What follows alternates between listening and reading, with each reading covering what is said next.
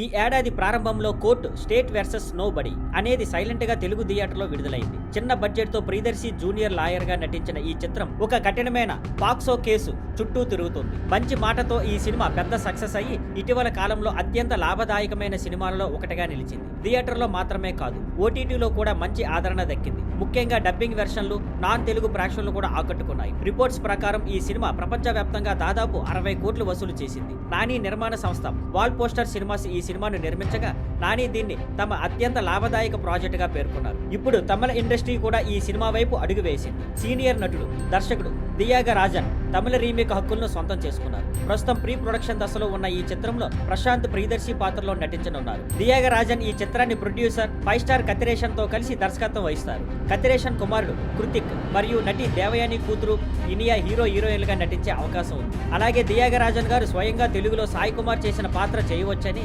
దీనివల్ల తండ్రి కొడుకు మళ్లీ తెరపై కలిసి కనిపించే అవకాశం ఉందని టాక్ ఉంది. ఈ రోజుల్లో డబ్బింగ్ వెర్షన్లు అందుబాటులో ఉండటం వల్ల రీమేకులకు అంత హైప్ రాకపోవచ్చు. కానీ తమిళ వెర్షన్ ఒరిజినల్ సినిమా సక్సెస్ ను ఎలా నిలబెట్టుకుంటుంది, కొత్త ఆడియన్స్ కు ఎలా సరిపోతుంది అన్నది ఆసక్తికరంగా మారింది.